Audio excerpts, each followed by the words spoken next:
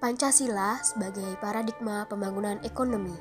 Pancasila sebagai paradigma pengembangan ekonomi lebih mengacu pada sila keempat Pancasila.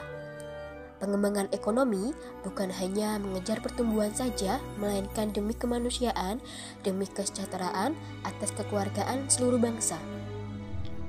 Dalam ekonomi kerakyatan, politik atau kebijakan ekonomi harus untuk sebesar-besar kemakmuran atau kesejahteraan rakyat yang harus mampu mewujudkan perekonomian nasional yang lebih berkeadilan bagi seluruh warga Indonesia.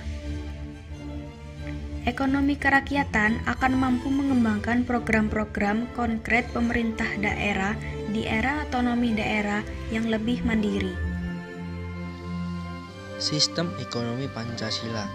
Sistem ekonomi Pancasila adalah sistem ekonomi suatu negara yang menerapkan nilai-nilai dan bermoral Pancasila sebagai sumber referensi kegiatan dan kebijakan ekonomi. Artinya, ada 5 sumber nilai dalam sistem perekonomian Pancasila. Kita akan bahas satu persatu di sini. Pertama, nilai ketuhanan.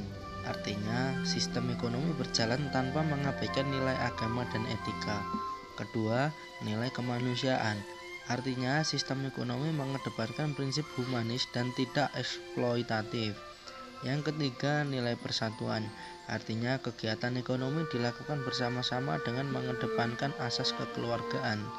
Keempat, nilai musyawarah atau demokrasi. Artinya, prinsip ekonomi selaras dengan nilai-nilai demokrasi. Kelima, nilai keadilan. Artinya, pengelolaan sumber daya ekonomi digunakan seadil-adilnya untuk kemakmuran rakyat. Beberapa prinsip dasar yang ada dalam sistem ekonomi Pancasila antara lain berkaitan dengan yang pertama ada prinsip kemanusiaan, yang kedua ada nasionalisme ekonomi, dan yang terakhir yang ketiga ada demokrasi ekonomi yang diwujudkan dalam ekonomi kerakyatan dan keadilan. Hal-hal yang harus dihindari dalam demokrasi ekonomi yang berdasarkan Pancasila. 1. Sistem verified liberalis yang menumbuhkan eksploitasi terhadap manusia dan bangsa lain yang dalam sejarahnya di Indonesia telah menimbulkan dan mempertahankan kelemahan struktural ekonomi nasional dan posisi Indonesia dalam perekonomian dunia. 2. Sistem etatisme dalam arti berupa negara beserta aparatur ekonomi negara bersifat dominan, mendesak dan mematikan potensi serta daya kreasi unit-unit ekonomi di luar sektor negara. 3. Persaingan tidak sehat serta pemusatan kekuatan ekonomi pada satu kelompok dalam berbagai bentuk monopoli dan monopsoni yang merugikan masyarakat dan bertentangan dengan cita-cita keadilan sosial. 5 ciri pokok dari sistem ekonomi Pancasila yaitu 1. Pengembangan koperasi penggunaan insentif sosial dan moral. 2. Komitmen pada upaya pemerataan. 3. Kebijakan ekonomi nasionalis. 4. Keseimbangan antara perencanaan terpusat. 5. Pelaksanaan secara terdesentralisasi.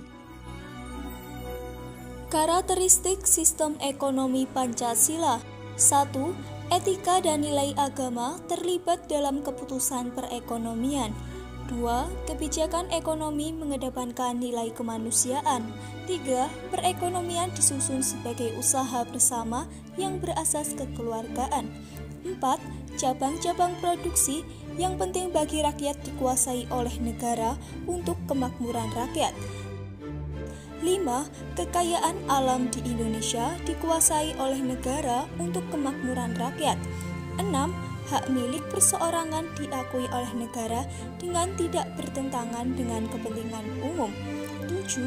Daya kreasi ekonomi masyarakat tidak merugikan kepentingan umum. 8. Fakir miskin dan anak-anak terlantar dipelihara oleh negara. Perbandingan ekonomi Pancasila dengan ekonomi lainnya. Yang pertama, sistem ekonomi yang berdasar Pancasila berbeda dengan sistem ekonomi liberal. Berikut kekurangan dan kelebihan ekonomi liberal. Yang kedua, sistem ekonomi demikian juga berbeda dengan sistem ekonomi dalam sistem sosialis.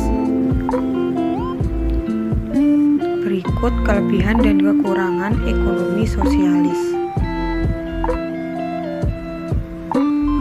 Terima kasih, semoga bermanfaat.